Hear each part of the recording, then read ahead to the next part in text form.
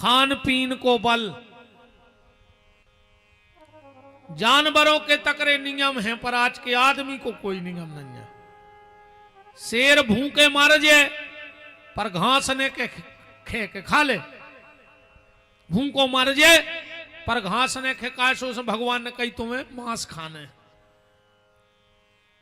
गैया हाथी भूखे मर जाए पर मांस ने खे के खा ले। कैसे उनको आहार भगवान ने। और आज के आदमी को कछु ठिकानो ही नहीं है, सब खा ले वो तो। भगवान ने रे इंसान बनाओ है तो रोटी खाएंगे। अगले जन्म में कह दियो भगवान से कि भगवान हमें रोटी अच्छी नहीं लगी, अगले जन्म में हमें कुत्ता बना दे। चीथा तरह क्यों हाड़ का दिक्कत आए, परिवार रोटी खा ले। काहे जोन ये मांस खात हो तुम्हारे माछी आछी तो रे सही खा ले थुजो बीन बीन। जन जे मुर्गा उर्गा खात हैं इनको घिनान तो लगता ही नहीं हो। इतने तो कहूं भोजन करत में बाल दिखा जाए तो थाली खिसका देत हम। और फिर कहो 24 घंटा इच्छा ही नहीं हुए भोजन की। अजन जे सुंगरा खा ले तो मुर्गा खा ले। अच्छा इनके घर में माछी रहता ही नहीं हुन्ने, वे तो बीन बीन लोग ऐसी खा ले थुन्ने, जहां बैठी उताई के उठा के खा ले थुन्ने।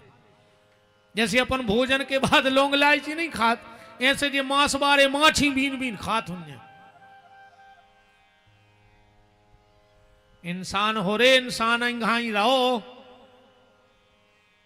खान पीन का बल, बोल चाल का बल, संकल्प का बल। अपन में संकल्प को बल नहीं है। अब तुम्हारे जितने बैठे पूरे सुधर गए। तुम्हारे में एक गलती ने कहा तो जितने बैठे ये पूरे संता हो गए 1.5 घंटा से। पता है तुम्हारा कहा सोच रहा है, अब हम भी रोज मंदिर जे हैं, अब हम भी भजन कर रहे हैं, अब हमारे घर को भी धर्म बढ़े हैं। कब तक? जो पंडाल में बैठे जब तक। और पंडाल के बाहर चंडाल ही के चंडाल। इतने तो पूरे सुधर गए। और जो अच्छे विचार तुम्हें यहां आ रहे हैं, और अगर ये अच्छे विचार तुम्हारे जीवन का एक विशेष अंग बन जाएं, तो फिर 1 मिनट को सत्संग बहुत है, जिंदगी की जरूरत ही नहीं है। 1 क्षण को सत्संग है जीवन में। 1 क्षण लगत है व्यक्ति के लाने सुधरवे में, पर उनमें संकल्प को बल नहीं है। संकल्प तो सबके मन में अच्छे आत, पर वो पे चल नहीं पाते। जिंदगी में 2 चीजों को ख्याल रखियो। कभी कोई अच्छा काम करने का मन हो तुरंत कर डालो, और अगर मन में कोई बुरा विचार आ रहा है तो उसको कल पे टाल दो। रामायण का एक प्रसंग देखो आप। 4 महीना हो गए, विभीषण लौटो ही ने राम जी से कह गो तो कि चतुर मास हो जान दो के बाद फिर सीता जी की खोज करे भी। चला गया सुग्रीव, लौटा ही नहीं। राम जी को गुस्सा आ गई, और एक दिन गुस्सा में बोले लक्ष्मण उठा मेरा धनुष। लक्ष्मण जी ताली बजा के नच नच के हंसन लगे। राम जी बोले लक्ष्मण मुझे गुस्सा आ रही और तुम हंस रहे।